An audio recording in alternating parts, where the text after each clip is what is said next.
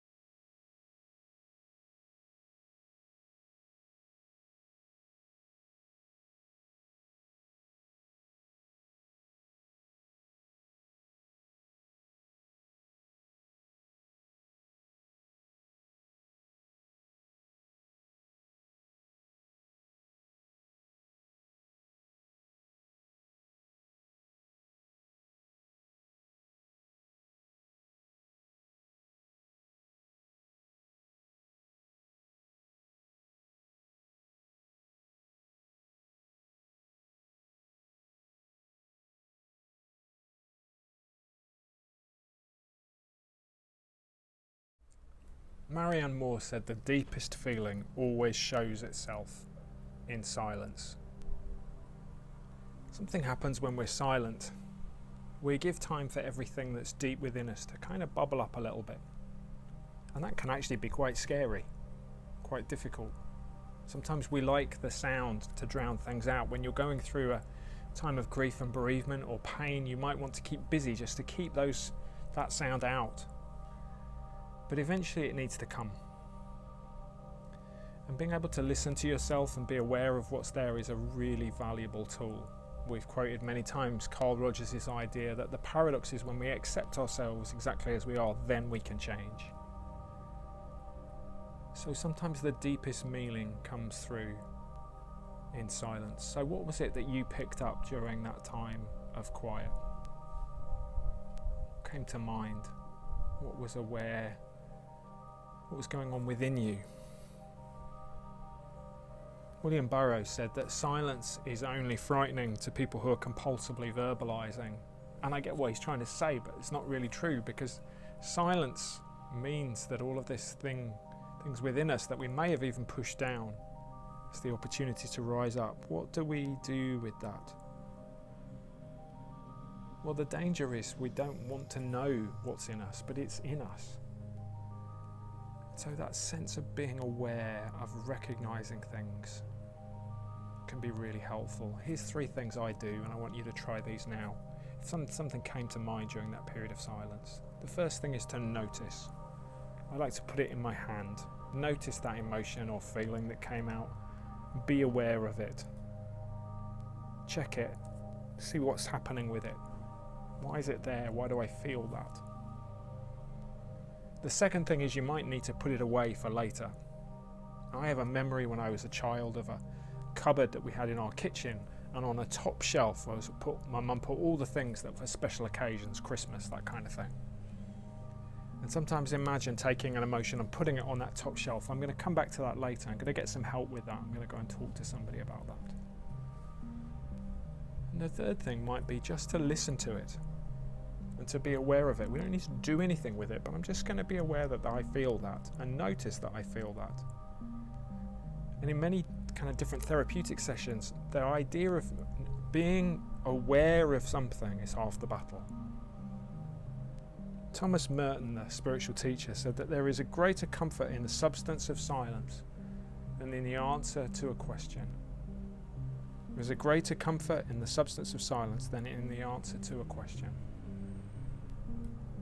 What does he mean by that?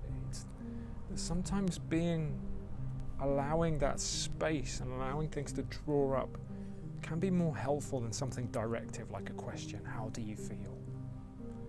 I'm just going to sit with how I feel right now. I'm not going to try and make it more or less than it is. Rumi, the poet, says that there is an eloquence in silence. There's some sort of power in this sense of being still and silent. And we are silent. Think about when you sleep. We enjoy that sense of peace, and if you've ever tried to get to sleep with lots of noise around you, it's hard. Have you ever just had times where I'm just going to be quiet? Or when you sit with a friend and you've got that level of security that you're able to just sit with them and you don't need to fill the space with words. You just be with each other. Or that sense of being blown away by something that you see, that silence is the right response. We talk a lot at Space to Breathe about getting off the treadmill, about stopping, creating a bit of space, and silence is a brilliant way of doing that. So maybe when you're rushing next, stop for a moment and just take a moment to be silent and slow down.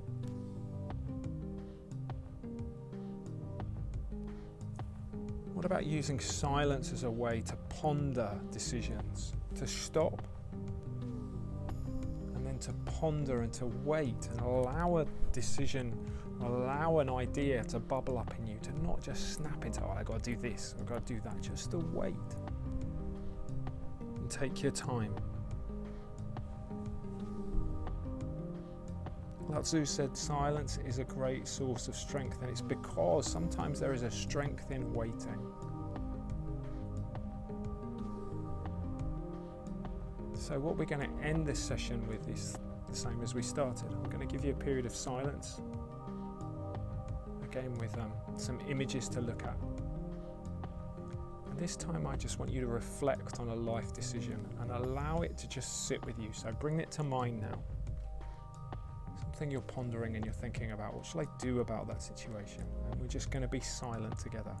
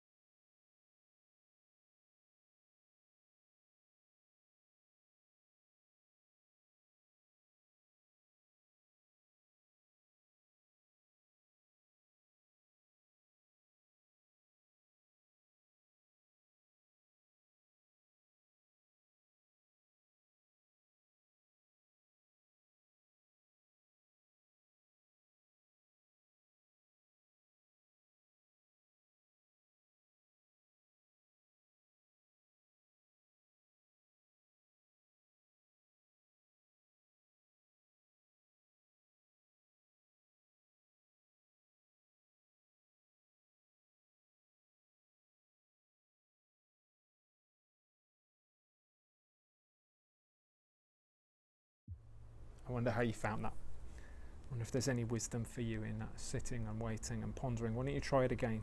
It might take time. Sit with the decision. Maybe doodle or draw or write notes afterwards, any thoughts you'd had. Just allow yourself to take time. Not everything has to be a rush. We really hope that's been helpful. We're going to have another Shhh next week, but in the meantime, you take care of yourself, and we'll see you soon. Bye-bye.